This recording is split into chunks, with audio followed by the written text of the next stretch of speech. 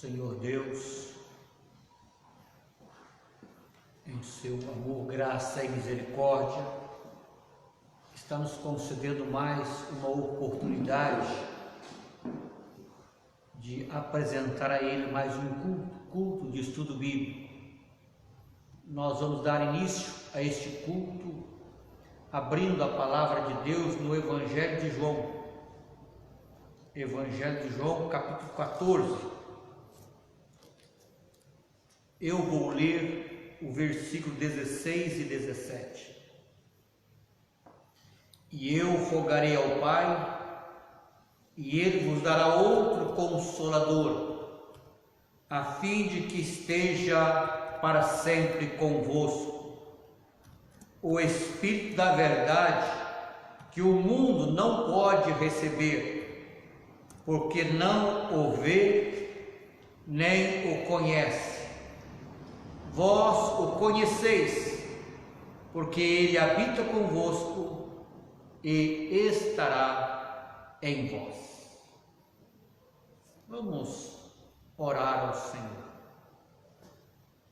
Senhor nosso Deus e nosso Pai, graças te rendemos pelo Deus maravilhoso e poderoso que Tu és, Deus de amor, de graça, de misericórdia, de bondade. E nós queremos agradecer ao Pai porque, através do Senhor Jesus, o Senhor nos redimiu, nos salvou. E na pessoa gloriosa do Espírito Santo, o Senhor habita em nós, habita em nossas vidas. Que possamos, ó Deus, ter sensibilidade para sentir a Tua presença, para vivermos na Tua presença e usufruir dela, porque a Tua presença traz consolo, conforto, traz ânimo, traz coragem. Queremos agradecer por esse instante, por este culto, por esse início de culto, e clamar ao Pai, primeiramente agradecer por cada pessoa que estará participando deste momento, e clamar pela vida de cada uma delas, que o Senhor esteja abençoando em tudo, em todas as áreas da vida, abençoando a saúde, a família, a mente, o coração e principalmente a vida espiritual. E também abençoa o cântico que vamos entoar em Teu louvor, as orações, a Tua palavra, que tudo que acontecer nesta noite seja dirigido por Ti mesmo, para o Teu louvor, para a Tua glória e para a Tua honra e para o nosso fortalecimento espiritual. Pedimos isto agradecidos no nome de Jesus. Amém, Senhor. Amém. Vamos cantar para o louvor do Senhor o hino de número 97.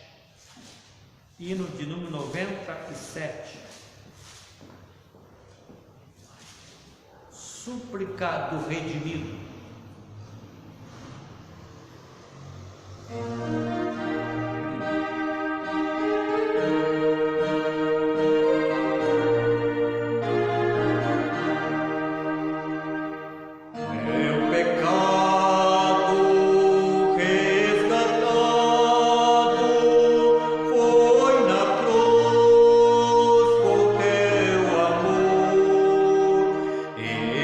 Morte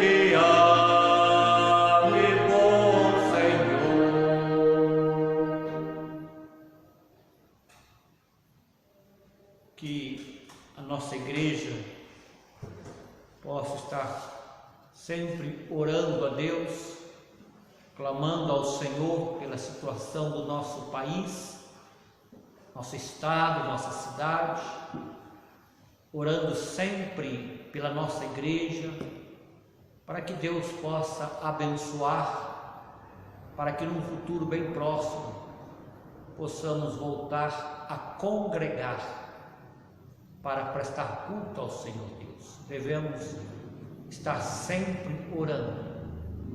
Também quero pedir à igreja que esteja orando, intercedendo a Deus pela vida do Marco Chacon. Marco e família. O Marco perdeu o pai ontem. O senhor Adelso faleceu na madrugada de ontem e foi sepultado ontem mesmo à tarde. Clamar para que de alguma forma Deus esteja consolando e confortando o coração do Marco e demais familiares. Eu convido a todos que estão assistindo, participando deste momento, que orem, intercedendo pela família. Vamos fazer isso agora. Pai eterno, nós queremos te agradecer porque através de Jesus, na mediação única, gloriosa e eficaz do Senhor Jesus, nós temos acesso até o trono da graça, trono da misericórdia. E nós queremos te agradecer porque tu és o Deus de toda consolação. Tu és aquele que consola e conforta, ó Pai. E nós queremos, como igreja, interceder pela vida do Marco, Nicole e todos os seus familiares, por este momento difícil que estão passando, momento de separação, de saudade, de tristeza, que o Senhor Deus, de alguma forma, esteja ministrando a cada coração desta família o teu consolo, o teu conforto, que o Senhor possa estar dando sempre da tua direção, Pai, e encorajando a cada um deles a continuar a vida.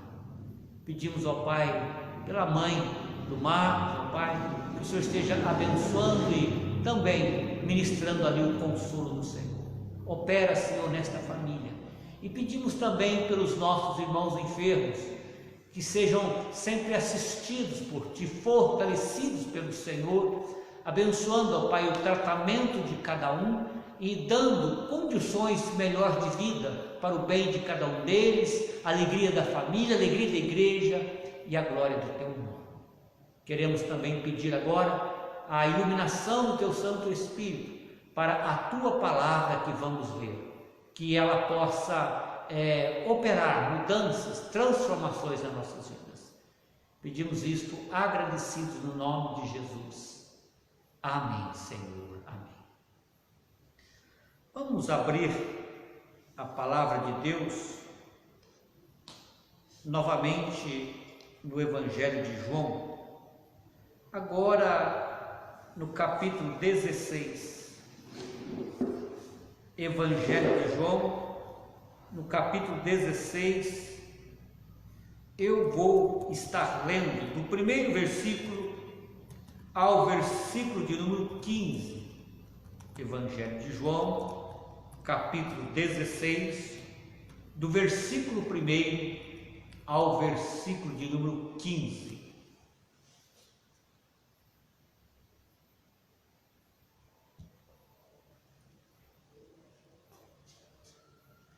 Tenho-vos dito estas coisas para que não vos escandalizeis. Eles vos expulsarão das sinagogas, mas vem a hora em que todo o que vos matar julgará com isto tributar culpa a Deus. Isto farão porque não conhece o Pai nem a mim. Ora, estas coisas o Senhor diz, para que quando a hora chegar, vos recordeis de que eu vou-las disse. Não vou-las disse desde o princípio, porque eu estava convosco. Mas agora vou para junto daquele que me enviou, E nenhum de vós me pergunta: para onde vais? Pelo contrário, porque vos tenho dito estas coisas, a tristeza encheu o vosso coração. Mas eu vos digo a verdade: convém-vos que eu vá, porque se eu não for, o Consolador não virá para vós outros. Se porém eu for, eu vou-lo enviarei. Quando ele vier, convencerá o mundo do pecado, da justiça e do juízo. Do pecado, porque não crê em mim; da justiça, porque vou para o Pai e não me vereis mais; do juízo, porque o príncipe deste mundo já está julgado. Tenho ainda muito que vos dizer, mas vós não o podeis suportar agora.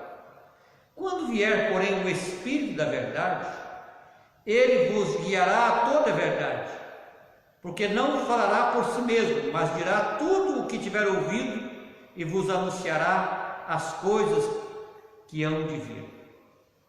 Ele me glorificará, porque há de receber do que é meu e vou-lo há de anunciar.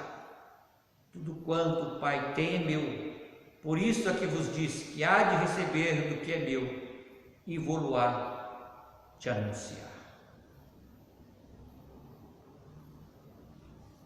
O versículo 8, Jesus falando sobre a vinda do outro Consolador, a pessoa do Espírito Santo, ele diz, referindo-se ao Espírito Santo: quando ele vier, convencerá o mundo do pecado. Ele aqui é o Espírito Santo. E é interessante que Jesus usa o pronome masculino para referir-se ao Espírito Santo, ele. Portanto, o Espírito Santo não é uma força ativa de Deus. O Espírito Santo não é uma energia positiva. O Espírito Santo é uma pessoa e uma pessoa divina. O Espírito Santo é Deus. Quando ele vier, foi o que Jesus disse, ele já veio. Foi o que nós vimos na última terça-feira, lá em Atos capítulo 2, do versículo 1 ao versículo 4, a descida do Espírito Santo na igreja no dia de Pentecostes. Quando ele vier, portanto, ele já veio. Meus irmãos e amigos, a vinda da pessoa do Espírito Santo, ela foi profetizada.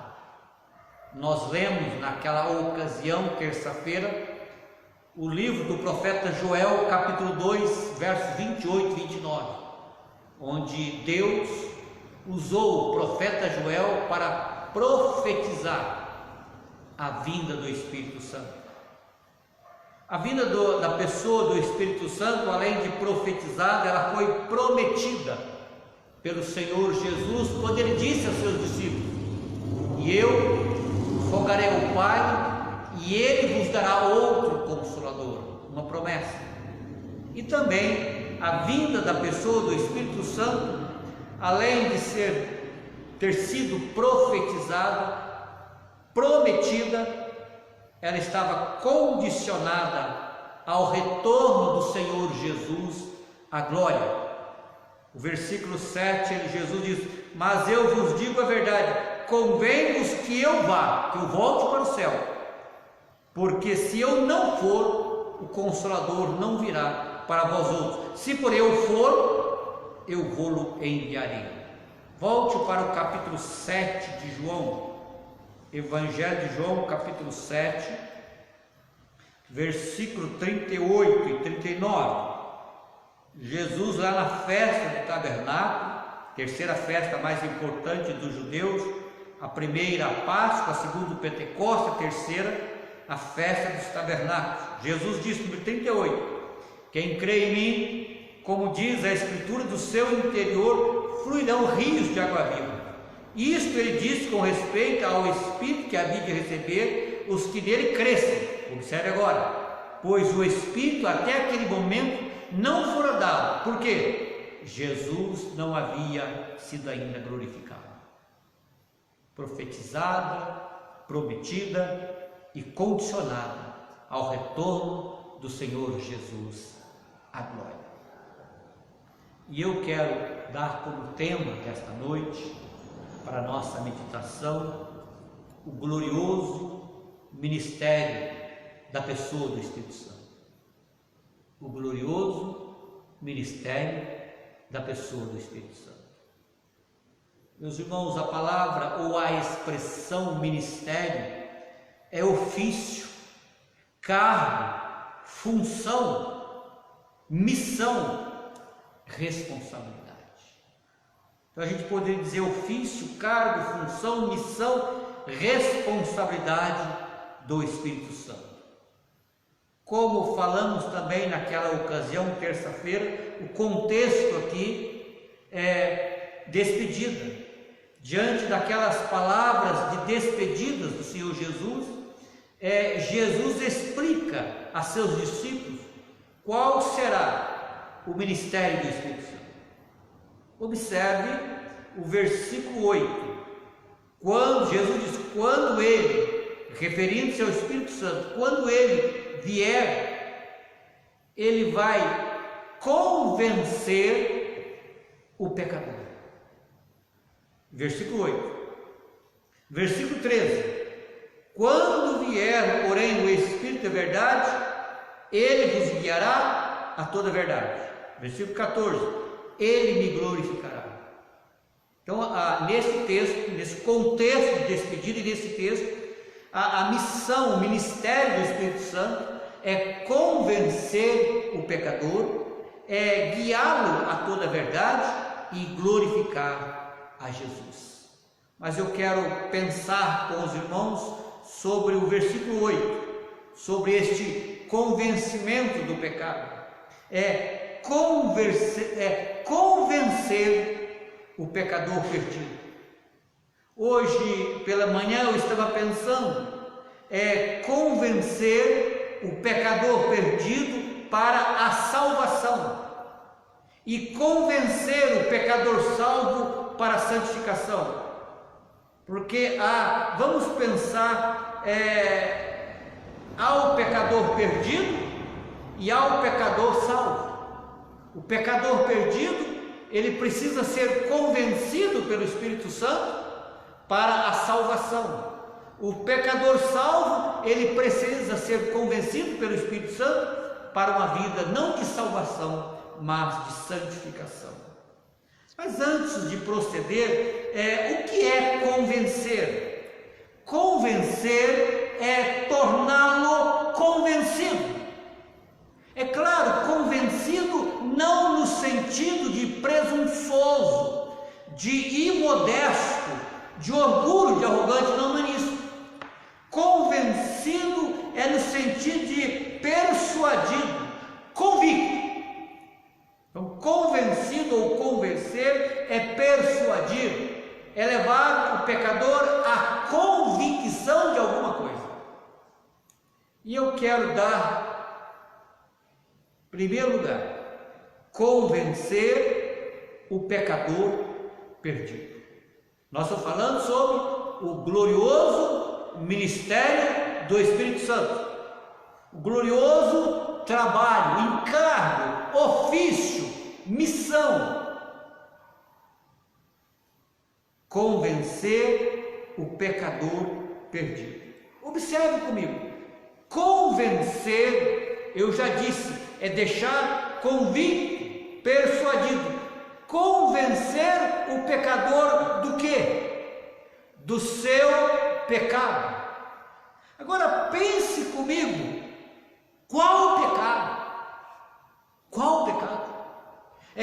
O ministério do Espírito Santo é convencer o pecador perdido do seu pecado. Qual pecado?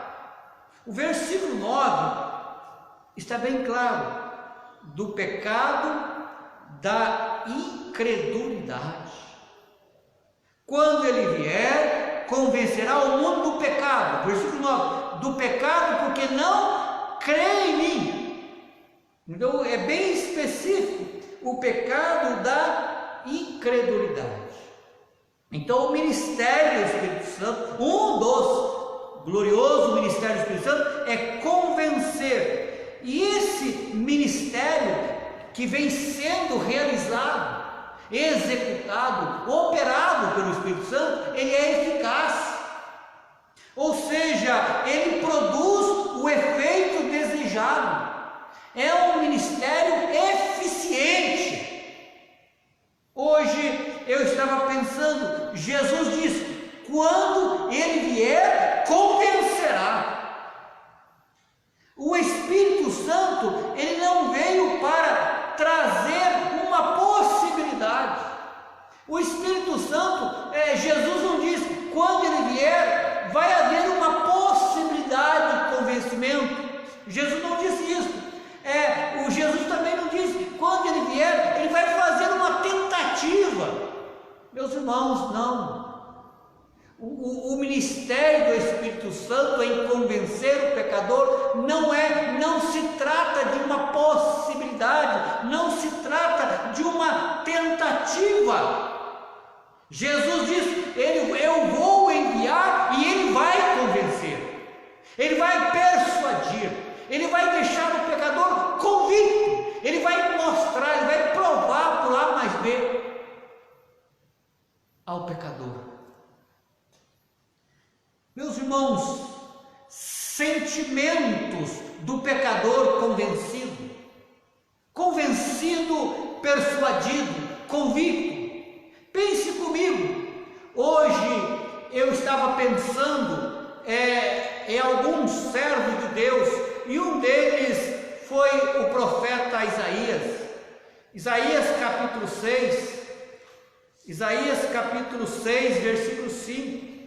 Quando Isaías teve aquela visão de Deus, e ali houve a vocação profética, Deus vocacionou Isaías ali. Mas o versículo 5 diz assim, Isaías diz: então disse eu: ai de mim, estou perdido, porque sou homem de lábios impuros, habito no meio de um povo de impuros lábios, e os meus olhos viram o Rei, o Senhor dos Exércitos. Observaram a expressão de um pecador convicto? Ele diz: estou perdido. Quando o Espírito Santo convence um pecador do seu pecado, ele passa a ter esse sentimento: eu estou perdido. Hoje eu estava vendo aquela parábola contada por Jesus, quando dois homens subiram ao templo para orar, um fariseu e um publicano. A oração daquele publicano, diz Lucas, que ele nem conseguia olhar para cima, mas ele batia no peito e falando com Deus: sê propício a mim, pecador, tenha misericórdia de mim. Ele está dizendo para Deus: eu sou pecador, eu sou perdido, tenha misericórdia, sê propício, ou seja, seja favorável comigo. Meus irmãos, quando o Espírito Santo convence, o pecador tem esse sentimento: eu estou perdido, eu estou sem salvação, perdido, sem salvação, e eu estou condenado por toda a eternidade. Somente o Espírito Santo tem poder para levar um pecador a reconhecer que está perdido, sem salvação e condenado ao inferno para toda a eternidade. Ele tem uma visão real de si mesmo. Uma visão real de si mesmo. Quando o Espírito Santo age, trabalha num coração assim, leva um coração assim, o Espírito Santo gera uma crise, um desespero na pessoa, porque o pecador ele enxerga a sua própria situação. Hoje eu estava vendo a situação que a Bíblia fala sobre o pecador perdido. A Bíblia diz que o pecador perdido, ele diz assim: mas todos nós somos como o imundo, e todas as nossas justiças como trapo de imundícia. Olha que situação desesperadora. Antes do convencimento, ou antes da ação sobrenatural do Espírito Santo, o pecador não tem consciência do seu pecado e de suas graves e terríveis consequências.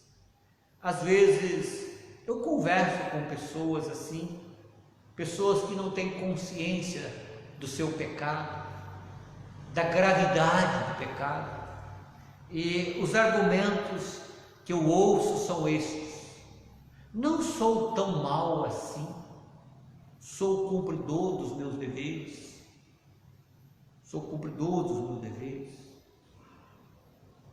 eu não bebo, eu não fumo, eu não faço aquilo, não faço aquilo outro. Mas observar o pecado é da incredulidade.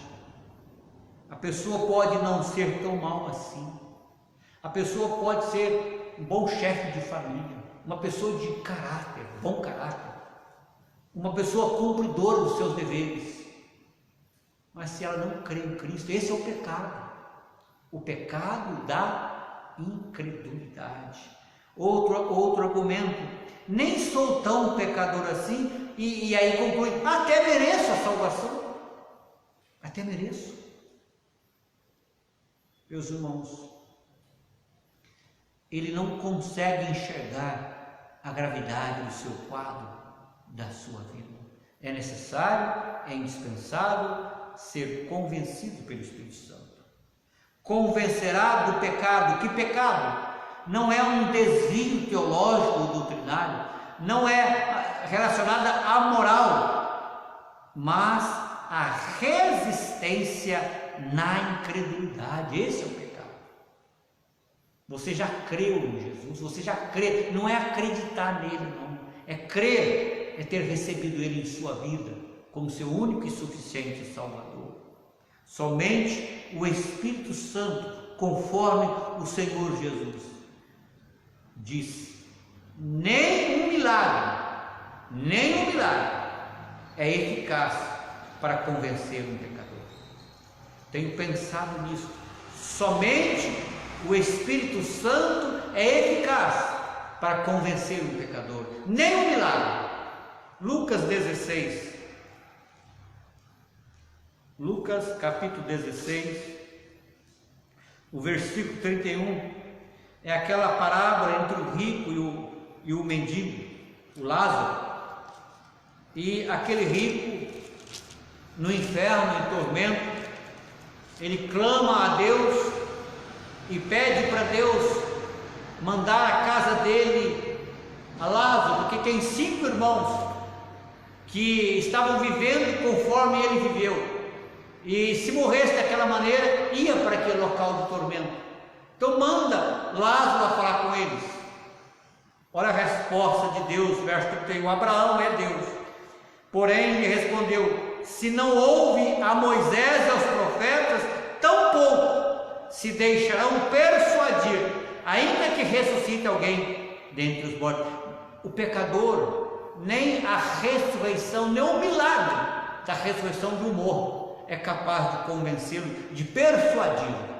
Somente a ação sobrenatural do Espírito Santo.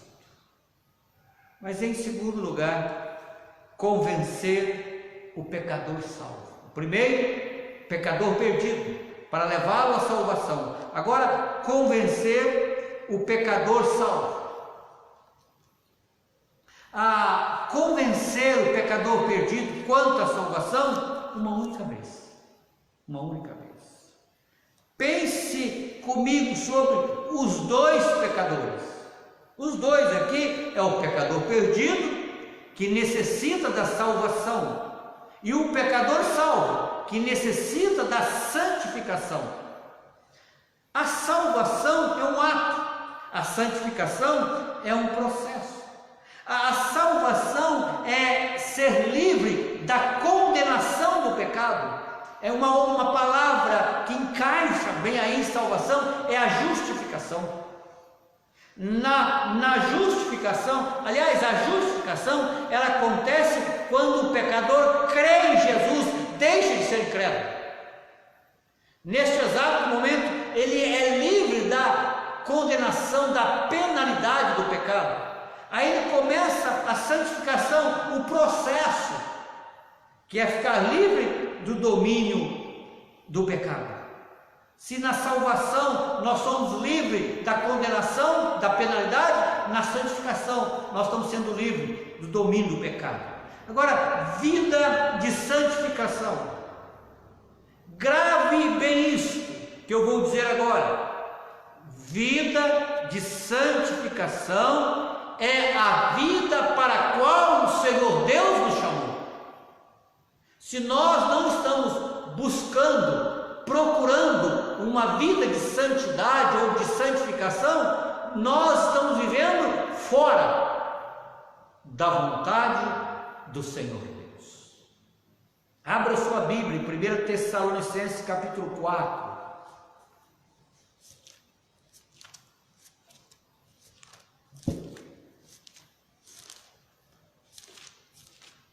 Primeira Tessalonicenses, capítulo 4. Observe o que Paulo diz.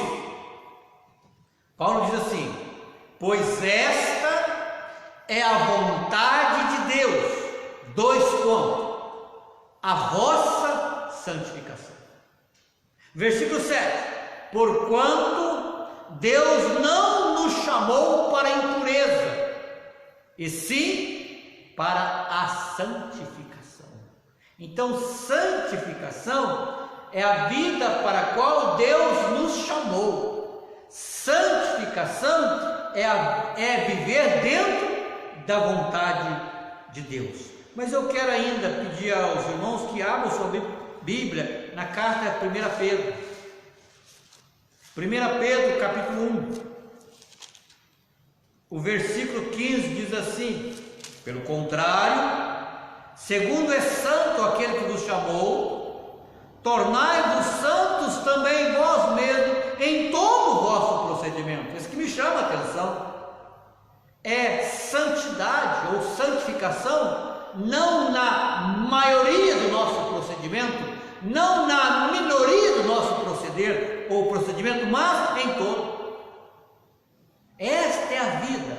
O cristão salvo, ele precisa buscar uma vida de proceder. Aliás, ele precisa ter um procedimento de santidade. O versículo 16: porque escrito está: sede santo, porque eu sou santo. Agora, meus irmãos, vida de santificação, ela é necessária.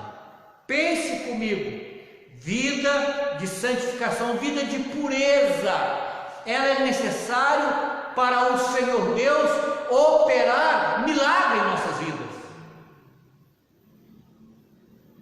Quantos milagres Deus já operou na nossa vida? Quantos milagres Deus tem operado e quantos Ele irá operar ainda? Quem sabe você que está me ouvindo nesta noite, quem sabe passa por alguma situação ou enfrenta algum tipo de problema que somente o milagre pode realizar. E Deus realiza milagre. Agora é necessário santificação. Hoje eu estava vendo, eu convido vocês a abrirem sua Bíblia no livro de Josué, capítulo 1. Josué, aliás, capítulo 3. Hoje eu estava vendo Deus falando com Josué, para Josué falar com o povo. Disse Josué ao povo, olha o que Josué disse ao povo: santificai-vos, porque amanhã o Senhor fará maravilhas no meio de vós. Maravilhas aqui são sinais, milagres. Então Deus fala com Josué e Josué vai falar com o povo, para o povo buscar uma vida de santidade, uma vida de santificação, para Deus operar, para Deus realizar maravilhas, para Deus realizar sinais, milagres. É necessário, santificação é necessário para Deus realizar milagres. Santificação é necessário para Deus nos conceder vitórias na vida. Ainda Josué capítulo 7, versículo 13, Josué diz ao povo: dispõe-te, santifica o povo e diz: santificai-vos para amanhã, porque assim diz o Senhor, o Deus de Israel: há coisas condenadas no vosso meio, ó Israel, aos vossos inimigos não poderei resistir, enquanto não eliminardes do vosso meio as coisas condenadas. Acã havia roubado uma capa e algumas barras de ouro babilônico e escondeu.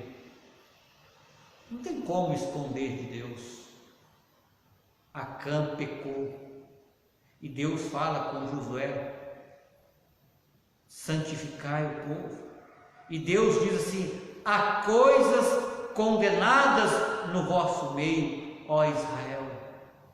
Será que não há em nosso meio, em nossa igreja? Será que não há em nossa família? Será que não há em nossa vida coisas que Deus condena? É pecado. Olha a sequência do texto: aos vossos inimigos não podereis resistir, enquanto não eliminardes do vosso meio as coisas condenadas. Para nós obtermos vitórias na nossa vida, santificação é indispensável. Volte para o versículo 12, o final de Josué 7, versículo 12, parte B. Deus diz: já não serei convosco, se não eliminardes do vosso meio a coisa roubada ou o pecado. Ou seja, nós sabemos que a nossa vitória depende da pessoa de Deus não estar, mas ser conosco. E para Ele ser conosco, santificação ou santidade é necessária. Mas além do milagre e da vida vitoriosa, ver Deus. Hoje eu estava lendo também Hebreus capítulo 12, versículo 14. Hebreus 12, 14, quando o escritor ali diz: segui a paz com todos e a santificação, sem a qual ninguém verá o Senhor. Segui a paz com todos e a santificação, sem a qual, referindo-se à santificação, ninguém verá o Senhor. Eu creio que o escritor está falando ver Deus não somente na eternidade, mas é ver Deus hoje, e não com esses olhos físicos, mas ver Deus com os olhos da fé. É necessário santificação. Se o Espírito Santo é o responsável em convencer o pecador perdido para a salvação, o Espírito Santo também é o responsável para nos convencer e nos levar a uma vida de santificação. Por isso que nós temos na Bíblia, em Efésios 4, 30, não entristeçais o Espírito de Deus. Nós temos em 1 Tessalonicenses 5,19, não apagueis o Espírito. Há muitos textos dizendo: não resistais ao Espírito Santo. Não resistais. Busquemos uma vida cheia do Espírito. Busquemos viver e andar no Espírito, porque Ele vai nos conduzir a uma vida de santificação. Ele é o santificador. Sem a ação sobrenatural do Espírito Santo, não há salvação para o pecador perdido e não há santificação para o pecador santo. Entendemos agora porque Jesus disse no versículo 7: convém-vos que eu vá, porque se eu não for, o Consolador não virá para vós outros. Se porém eu for, eu vou lhe enviarei. E quando ele vier, convencerá o mundo do pecado. Ele já veio. Que possamos orar pelos nossos que ainda não passaram pela gloriosa experiência da salvação, para que o Espírito Santo possa convencer. Porque se o Espírito Santo não convencer, você pode falar de Jesus para ele a vida toda, pode falar do amor, da graça, da misericórdia a vida toda, não vai acontecer nada. É necessário, indispensável, o agir do Espírito para levá-lo à salvação. É necessário, é indispensável o agir do Espírito nas nossas vidas para nos levar a uma vida de santidade ou de santificação. Que Deus o abençoe. Amém. Vamos orar, encerrando este nosso momento. Pai, quero agradecer por esta oportunidade, onde pude compartilhar com alguns irmãos, irmãs e amigos um pouco da Tua Palavra, e principalmente da pessoa gloriosa e única do Espírito Santo, aquele que veio para convencer. Pai, aqueles que já passaram pela experiência da conversão, que possamos buscar uma vida cheia do Espírito, para que Ele possa nos conduzir, nos dirigir, nos mover a uma vida de acordo com a vontade de Deus, a uma vida de santidade. Obrigado por cada pessoa que participou deste culto, obrigado por este meio, e concede a nós uma noite muito feliz, uma noite muito abençoada, e um final de semana na Tua presença. Abençoa cada pessoa que deste culto participou. É a nossa oração, agradecidos no nome de Jesus. Amém, Senhor. Amém.